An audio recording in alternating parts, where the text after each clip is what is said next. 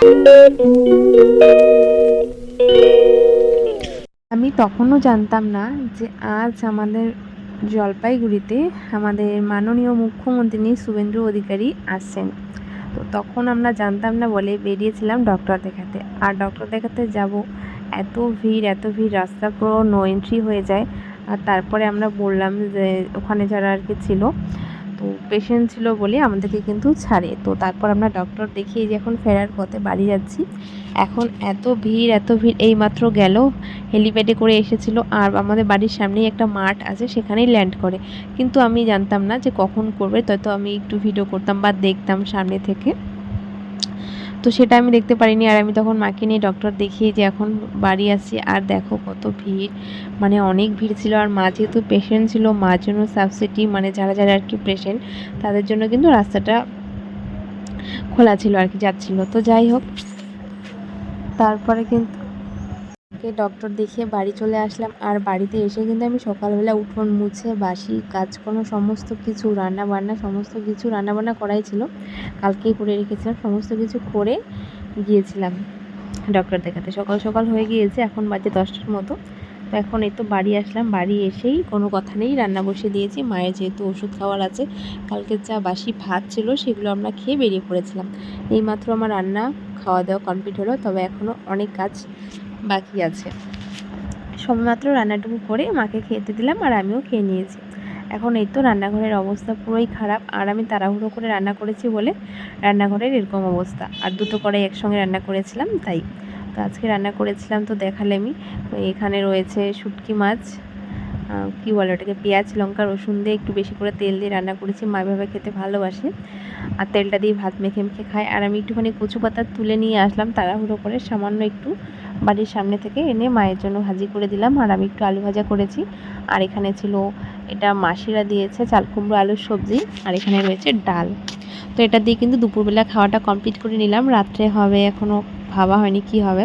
আর ওখানে রয়েছিল আমাদের টমির জন্য মাংস। খাওয়া দাওয়ার পর যেহেতু আজকে সকালবেলা সমস্ত কাজ হয়ে যায়, তারপর ডক্টর দেখিয়ে বাড়ি আসি। বাড়ি এসে একটু রেস্ট নিয়ে রান্নাবান্না করে কিন্তু মা আর আমি খেয়ে নিই। তারপরে ভাবছিলাম যে আজকে একটু ঘরটা পরিষ্কার করব। আর বাইরে একটু বৃষ্টি হচ্ছিল, যেহেতু অনেকদিন থেকে গরম। আর এই গরমের মধ্যে ঘরে তো একদমই থাকা যায় না, আর কাজ তো দূরের কথা। আজকে একটু আকাশটা, ওয়েদারটা একদমই মানে কী বলবো, ঠান্ডা। খুব যে একদম ঠান্ডা সেরকমটা নয়, হালকা একটু বৃষ্টি হলো এই মাত্র। তাই আমি একটুও লেট না করে লেগে পড়লাম কাজে, যে না আজকে আর লেট করব না, আজকে একটু ঘরটা পরিষ্কার করব। দেখা যাক কতটা কি করতে পারি, যেহেতু সময় আছে অনেকটা, তাই ভাবলাম যে একটু লেগে পড়ি কাজে। তো এখন এই তো ঘরে ঝুল ঝাড়ছি। প্রথমত ঝুলটাই ঝাড়বো, কেন ঝুল ঝাড়া থেকেই আমি শুরু করছি, মানে পুরো ডিপ ক্লিন বলতে পারো। শুধু স্ল্যাব দুটো পরিষ্কার করতে পারিনি, কেন কি অনেকটা লেট হয়ে যাচ্ছিলো। আর এই যে বাসন রাখার র্যাকটা আছে, এখানে সমস্ত কিছু নামিয়ে আমি কিন্তু ভালো করে পরিষ্কার করে মুছে কুচে তারপরে আবারও বাসনগুলো রেখে দেবো।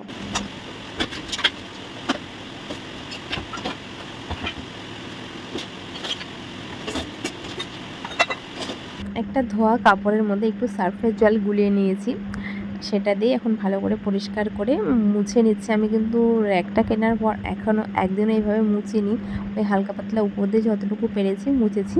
তবে আজকে ফার্স্ট টাইম সমস্ত কিছু নামিয়ে মুছে গুছে নিচ্ছি। আর উপর যে সাইডের টিনগুলো আছে সেগুলোও কিন্তু আমি মুছে নিচ্ছি। আর মোছার পর এত সুন্দর হয়েছে কি বলবো, পুরো চকচক করছে নতুনের মতো। তো পরিষ্কার করে ভালো মতো করে মুছে তারপরেই কিন্তু রাখবো। এর আগে যেহেতু করিনি কখনো, অনেকটাই নোংরা হয়েছিল। আর সার্ফের জল দিয়েছি, এটা তো খুলে বাইরেও নিয়ে যাওয়া যাবে না। তবে মোছার পর দেখছি যে না, ভালো মতো পরিষ্কার হয়ে যাচ্ছে, আর নোংরাগুলোও কিন্তু উঠে যাচ্ছে। তাই আমি কিন্তু এইভাবেই ভালো করে ঘষে ঘষে পুরো পরিষ্কার করে নিচ্ছি।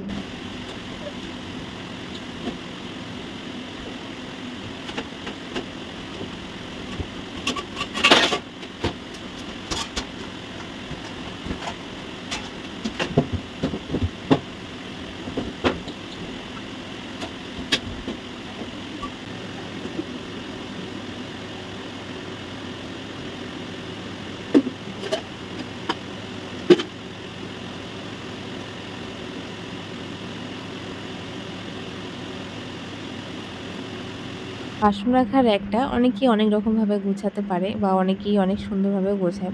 তবে আমার তো গোছানো সেরকম কিছুই নেই। যতটুকু যা আছে রান্নাঘরে ততটুকু দিয়েই আমি কিন্তু সুন্দরভাবে গুছিয়ে নিচ্ছি। একেকজন একেকভাবে জিনিসগুলো রাখে। কেউ ওখানে কৌটো রাখে বা কেউ অনেক কিছু রাখে আমি দেখেছি। আর যেগুলো থালা রাখা বা প্লেট রাখা সেখানে তো মানুষ থালা প্লেটই রাখবে, সেখানে আর কিছুই রাখা যায় না। আর এই সাইডে অনেকেই কৌটো রাখে আর নিচ দিয়ে কাপগুলো ঝুলিয়ে রাখে। তবে আমি নিচে হাতা খুন্তি যা যা ঝোলানো যায় সেগুলো ঝুলিয়ে রেখেছি আর কাপগুলো কিন্তু ওভাবে রেখে দিলাম। আজকে যেহেতু সমস্ত কিছু পরিষ্কার করবার উপরে ঝুলটাও ছাড়া হয়েছে, ঝুল ছাড়ার পর নিচে অনেক নোংরা পড়েছে, ঝুলের যে গুঁড়ো গুঁড়োগুলো হয় সেগুলোই পড়েছে। তাই এখন আমি এটাও মুছে নিচ্ছি। আর এই যে টাইলসটা দেখতে পাচ্ছ সেটা আমি কিন্তু আমাদের বাড়ির একটা কণায় পড়েছিল, তো সেখান থেকেই তুলেছি। আর এই যে দেখতে পাচ্ছ রান্নাঘরের পিছনটা কতটা ফাঁকা, এই সাইডের টিনগুলো কেটে এখানে কাঠ দেওয়ার কথা ছিল, কিন্তু আমাদের ঘরের কাজ কমপ্লিট হতে না হতে আমাদের যে মিস্ত্রিকে দিয়ে আমরা কাজ করেছি সেটা উধাও হয়ে যায়, মানে তার আতা পাতা কিছুই নেই।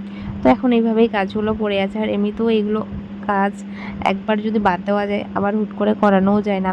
আর এখন তো আমরা মানে কি বলবো, একটা বড় অপারেশন হলো, এখন টাকা পয়সা দিতে একটু সমস্যা চলছে, তাই এখন আর এগুলো কাজ আমরা ভাবতেও পারি না।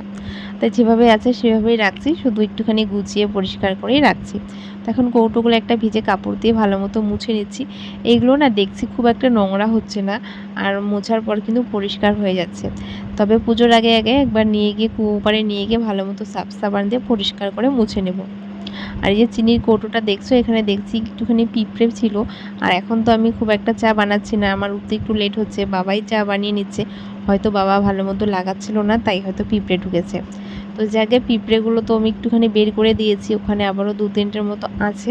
তো আমি কিন্তু আর সেগুলো বের না করে এভাবে ভালো মতো করে মুছে কুছে নিয়ে নিলাম। আর ওই যে কি বলে ওটাকে সাইড দিয়ে একটা টাইলস দিয়েছি, সেটা কিন্তু একদম মানে আমি জানতামও না যে ওটা এত সুন্দরভাবে ম্যাচ হয়ে যাবে। ওটা বাড়ির একটা কর্নারে পড়েছিল, মানে অপ্রয়োজনীয় জিনিসগুলো যেখানে রাখা হয় সেখানে পড়েছিল। একদিন হঠাৎ করে চোখ যায় আর আমি সঙ্গে সঙ্গে ওটাকে নিয়ে আসি, মুছে কুচে এখানে রাখি। আর দেখো কি সুন্দর সেট হয়ে যায়, একদম মানে পারফেক্ট। যতটুকু আমি চেয়েছি ঠিক ততটুকুই। তো এখানেই কিন্তু আমি সুন্দরভাবে গুছিয়ে রাখছি, এতে করে কৌটোগুলো সেফ থাকবে আর পড়েও যাবে না। আর খুব যে একটা এই পাশে বাড়তি অংশ থাকবে সেটাও কিন্তু নয়, কৌটোগুলো রাখার পর খুব একটা বেশি বাঁচে না, একদম সেট হয়ে যায় আর দেখতেও বেশ ভালো লাগে। এখানে কিন্তু আমি একদমই যতটুকু প্রয়োজনীয় মশলা লাগে ঠিক ততটুকুই রেখেছি, বেশি একটা হিবিজিবি রাখিনি যাতে করে একটু জঙ্গলি টাইপের না লাগে। আর ঝুল ঝাড়ার পর দেখো মিক্সিটার অবস্থাটা কীরকম হয়েছে, পুরো সাদা তো একদমই নোংরা পড়ে বাজে হয়েছে। এখন এটাকে একটু ভালো মতো পরিষ্কার করে নিচ্ছি, সমস্ত কিছু যেহেতু পরিষ্কার করলাম। আর এটা যদি পরিষ্কার করা না হয় তাহলে বেমানান লাগবে, খুব একটা ভালো লাগবে না দেখতে। তাই আমি কিন্তু মিক্সিটাও পরিষ্কার করে নিচ্ছি।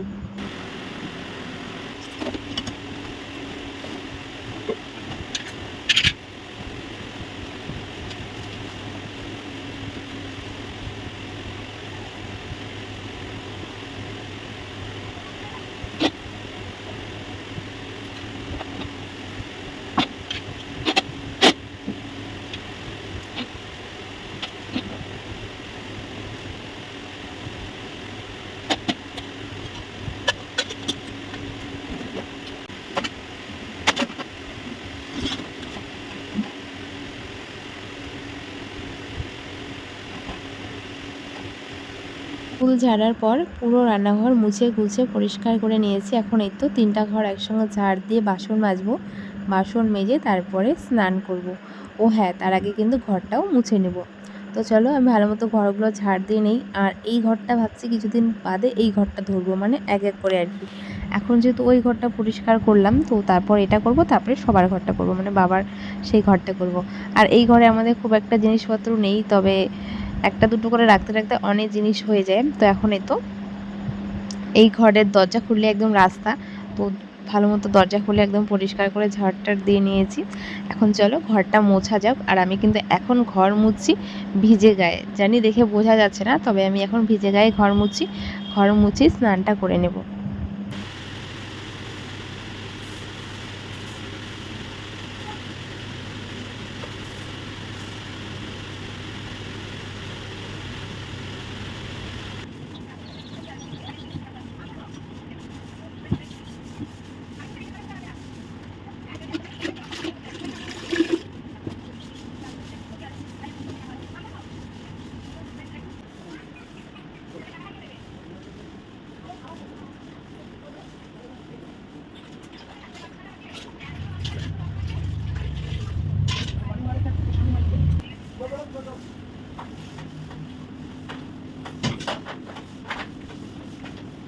ঘর মুছতে মুছতে এতটাই এখন গরম, মানে কাজ করতে করতে একটু দেখলাম রোদ্র উঠলো আর পুরো জামাটাই গায়ের মধ্যে হালকা করে শুকিয়ে গেল। তো চলো একটু আমার ঘরটা দেখিয়ে দিই কীরকম কী গুছাতে পারলাম। আমি কিন্তু যেভাবে পেরেছি নিজের মনের মতো করে ছোট্ট রান্নাঘরটাকে সাজিয়ে গুছিয়ে নিয়েছি। তো এইভাবে বাসনটা ঘর একটা গুছিয়ে নিয়েছি, জানি না কীরকম লাগছে, তবে আমার মনে হয় যে ভালোই লাগছে। আর এখানে এই যে মশলার কৌটোগুলো সুন্দরভাবে গুছিয়ে রেখেছি। আর দেখো কত সুন্দর পরিষ্কার লাগছে, মানে পুরো চকচক করছে। এপাশেও ভালো মতো গুছিয়ে রেখেছি, আর যা যা জিনিস লাগে আর কি বাড়তি জিনিসগুলো পাশে রেখেছি। আর এটা কিন্তু আমার সেই ছোট্ট রান্নাঘর, আর এটাকে কিন্তু আমি নিজের মনের মতো করে সুন্দরভাবে সাজিয়ে গুছিয়ে একদম পরিপাটি করে রেখেছি। এই যে ডাইনিংটা, এটাও পরিষ্কার করে নিয়েছি। এদিকে মা শুয়ে আছে, আর দেখালাম না, ডাইনিংটা একদম পরিষ্কার করে মুছে গুছিয়ে রেখেছি।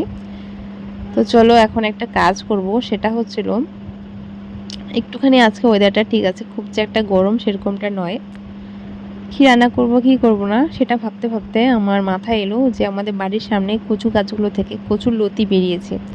খুব করে না হলেও যদি 4-5টা ডালও আমি কাটতে পারি, মায়ের কিন্তু একবেলা হয়ে যাবে। আর আমি হয়তো ডাল ভাত বা আলু ভাজা কিছু একটা খেয়ে নিতে পারবো, ডিম টিম, কিন্তু মা সেগুলো খেতে পারবে না।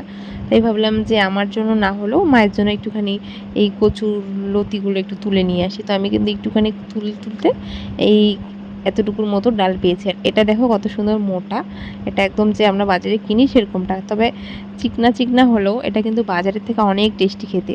তো সেটাই মাকে কেটে কুটে দিয়ে রান্না করে দিয়েছি। আর রাত্রে দেখো বাবা খাবার নিয়ে এসেছে, এখানে রয়েছে 10 থেকে 12টার মতো পরোটা, হয়তো তারও বেশি হবে, আইডিয়ায় বললাম, তখনও খুলিনি। আর এখানে রয়েছে পরোটার সঙ্গে খাওয়ার জন্য আলু মটর, মানে সবজি আর কি। এখানে রয়েছে বিরিয়ানি, বিরিয়ানিটা তো মাস্ট, এটা আনবেই। আবার আস্তে আস্তে কিন্তু 11:15 বেজে যায়। আর এত রাতে কি করব কিছু বুঝতে পারছিলাম না, কেন কি পরোটা তো অনেক ছিল, আর এখানে সবজিও দেখতে পাচ্ছ এখানে অনেক। এতগুলো সবজি তো আমি খেতে পারবো না, আর মাও তো খেতে পারবে না, এগুলো মার খাওয়া বারণ। বিরিয়ানি তো মা বাবা কেউ খাই না, শুধু আমিই খাই। তো এতগুলো বিরিয়ানি, পরোটা, সবজি কি করব কিছুই বুঝতে পারছি না। তো চলো আজকে ভিডিওটা এখানে শেষ করছি, সবাইকে টাটা।